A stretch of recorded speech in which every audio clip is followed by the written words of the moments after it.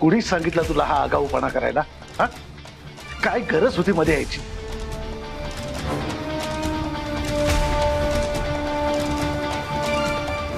हे बघ, माहेरचा चहा आपण कितीही आपला मानला ना तरी शेवटी त्याचे सर्व अधिकार आपल्या वहिनींकडे राखीव आहे.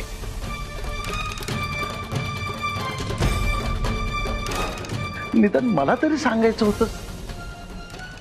मला जर आधी कळलं असतं ना तर मी तुला हा मूर्खपणा करूच दिला नसता.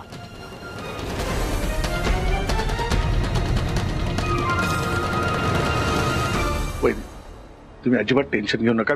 मी आत्ताच्या आत्ता जाऊन कंप्लेंट मागे. जाऊन दाखवाच तर तुम्ही.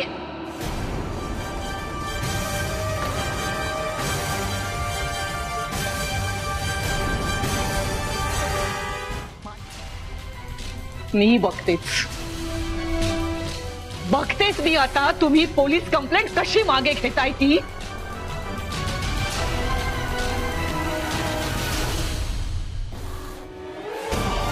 तिकडे तुम्ही पोलीस कंप्लेंट मागे घेतली आणि इकडे मी स्वतःला पेटवून घेतलंच म्हणून समजा.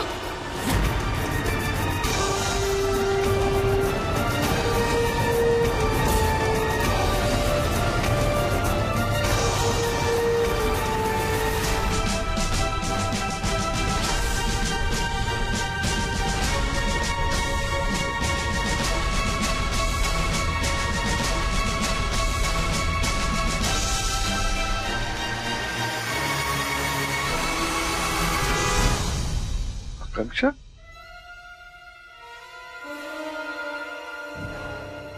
शुद्धीवर आहेस का तू? काय मूर्खासारखं बळतेस का? जेव्हा मी चूक केली तेव्हा मला सहज शिक्षा दिली तुम्ही.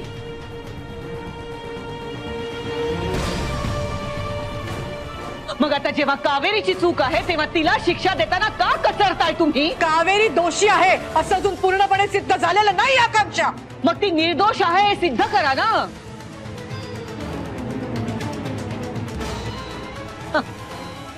ती निर्दोष आहे हे सिद्ध करा आणि मग घेऊन ये ना तिला खुशाल मानानं घरी. माझं काही म्हणणं नाहीये.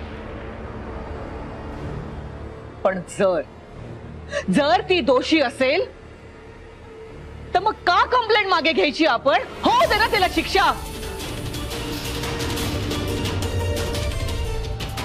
तिने सुद्धा माहेरच्या चहाच्या विरोधातच काम केलंय ना. मग एकाच गुन्ह्यासाठी मला शिक्षा आणि तिला माफी असं का? आणि हे जर का या घरात होणार असेल ना तर मी स्वतःला पेटवून घेईन. बघाच तुम्ही.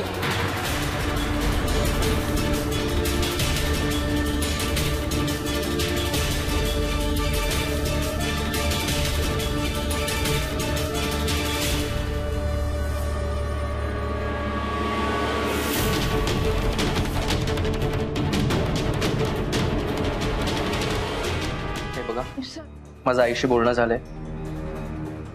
आमचा कावेरीवर पूर्ण विश्वास. ती असं काही करणं शक्यच नाही. तुम्ही एक काम करा, तिची मिसिंगची कंप्लेंट लिहून घ्या.